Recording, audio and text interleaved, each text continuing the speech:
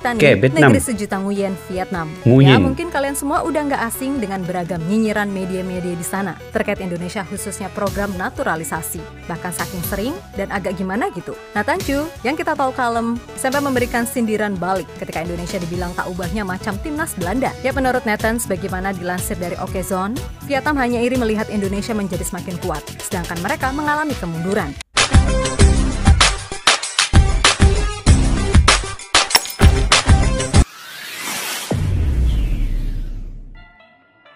Assalamualaikum dan salam persaudaraan. Selamat bertemu kembali guys di channel Askalani Studio. Oke, hari ini kita berbicara terkait sepak bola di Asia Tenggara ini pula, yang mana Indonesia sekarang ini banyak menggunakan pemain-pemain keturunan yang bergrade A dan mempunyai kualitas yang tersendiri. Jadi negara-negara di Asia Tenggara ini kadang-kadang melihat bahwa timnas Indonesia ini memang ramai pemain diaspora yang berketurunan Indonesia yang mempunyai kualitas bermain di Eropa, Belanda dan sebagainya. Ada juga yang main di Prancis, Belgia ya. Itu menurut negara-negara di Asia Tenggara ini, mereka juga patut meniru apa yang dilakukan oleh Indonesia. Karena ini adalah Asia Tenggara, jadi seharusnya kita perlu mendukung di antara satu dengan yang lain. Oke guys, dalam video pada kali ini 5 negara yang iri melihat Indonesia sangat gampang dapat pemain keturunan. Dan kalau tanpa pemain keturunan ini mungkin agak sukar juga untuk negara-negara di Asia Tenggara ini sebenarnya untuk melaju ke peringkat yang seterusnya kalau di tournament-tournament yang besar ya. Jadi dengan adanya pemain keturunan, sedikit perubahan kepada momentum dan kekonsisten satu-satu tim itu. Ini sudah berlaku ketika Piala Dunia di Prancis. Maroko menggunakan lebih kurang 16 pemain keturunan ya. Sebab itu mereka sampai ke semifinal di Piala Dunia. Jadi banyak lagi negara guys yang menggunakan pemain-pemain keturunan. Termasuk Qatar sendiri ya, juga menggunakan pemain keturunan mereka yang berkarir di luar, mereka panggil dan membantu membela timnas mereka. Begitu juga dengan di Indonesia yang pada ketika ini Asia Tenggara di Indonesia yang paling meningkat pemain-pemain keturunannya mempunyai kualitas yang tersendiri. Oke guys, kita semak dulu video ini daripada channel Gals ya. Oke, sama-sama kita semak.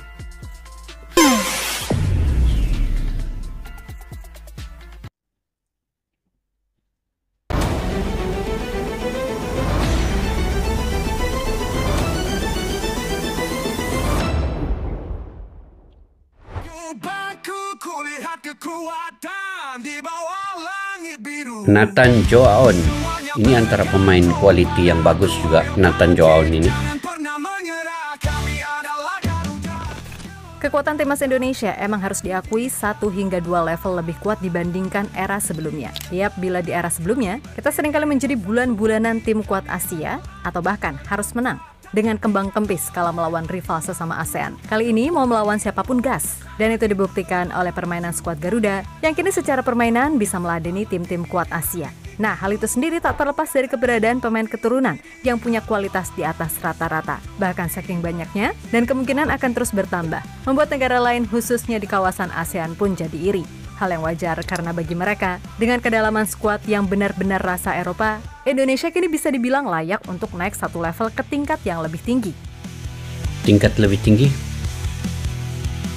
Tapi kadang-kadang memang betul kan guys, pemain-pemain keturunan Indonesia ini dia memang berkualitas tinggi kan. Ini adalah pilihan Sinteyong. Tak bisa dipungkiri keberadaan pemain keturunan mampu mengangkat level permainan timnas. Tanpa mengucilkan pemain dari Liga 1, secara pemahaman taktik dan visi bermain, para pemain yang dibesarkan dengan kultur sepak bola Eropa yang maju, nyatanya bisa bermain dengan sangat rapi. Hal itu terlihat dari kematangan cara mereka bermain di atas lapangan. Contohnya aja Ivar Jenner yang masih 20 tahun dan hanya main di Divisi 2 Belanda. Akan tetapi lihat begitu hebatnya ia mengatur lini tengah timnas Indonesia. Belum lagi Nathan Chu yang terlihat begitu dewasa padahal usianya masih 22 tahun. Dan di Heerenveen pun ia jarang main. Intinya banyak dari pemain keturunan ini levelnya masih tier 2 ataupun 3. Namun perlu diingat juga kalau mereka rata-rata masih muda dan punya kesempatan lebih untuk berkembang.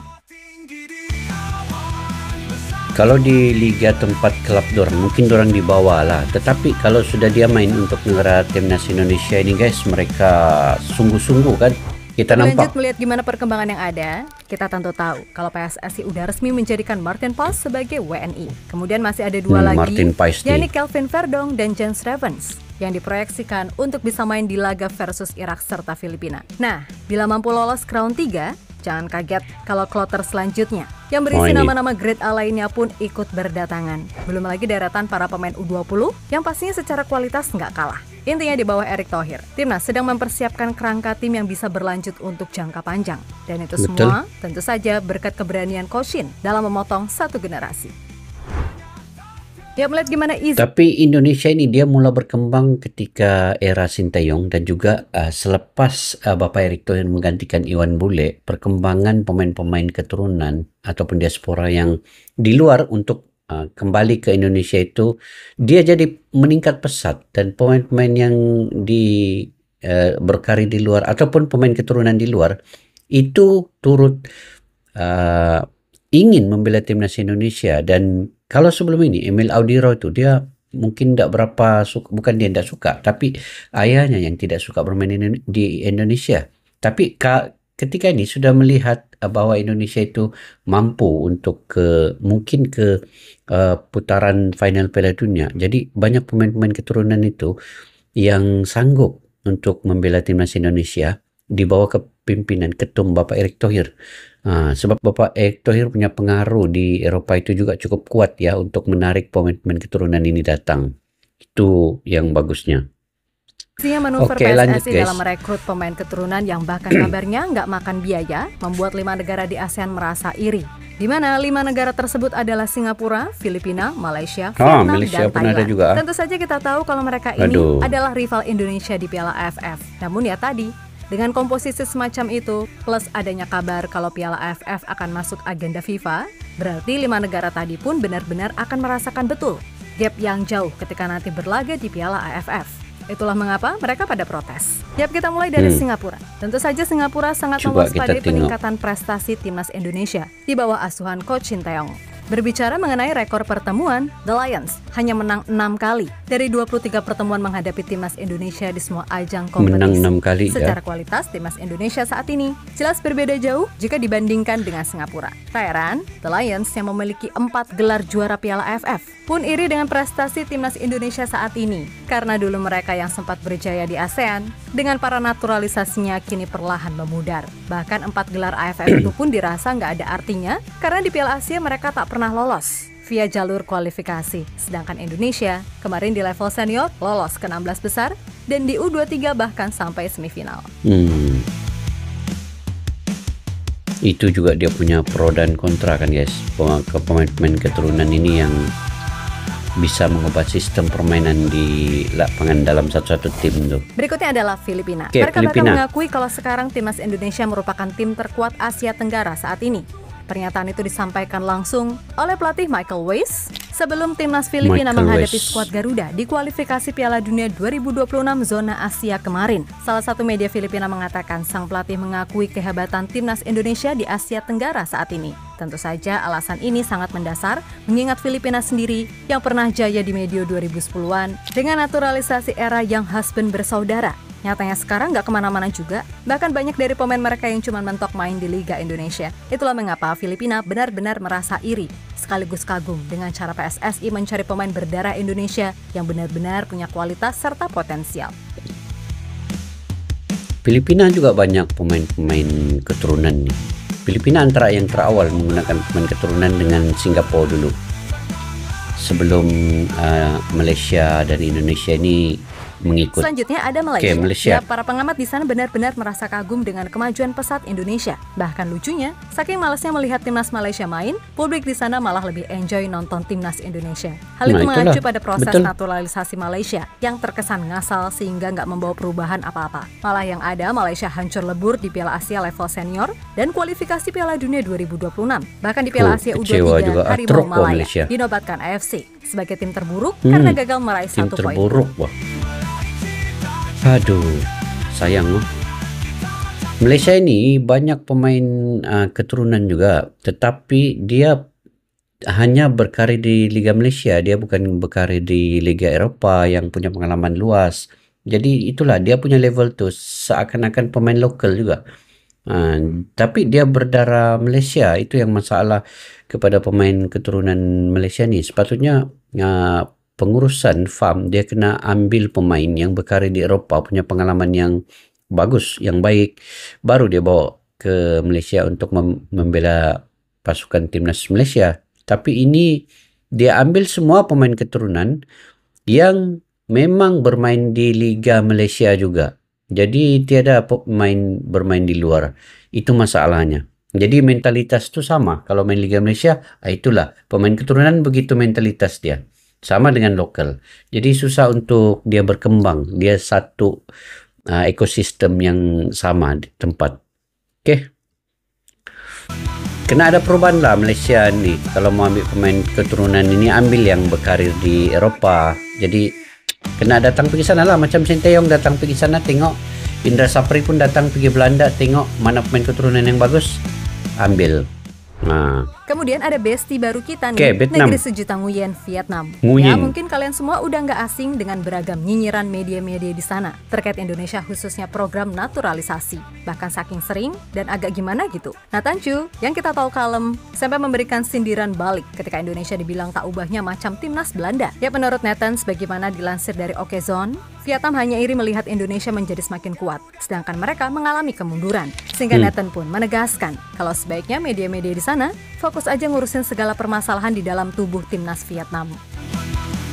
Vietnam pun makin merudum juga. Sekarang Asia Tenggara Indonesia aja yang meningkat naik. Yang lain semua down.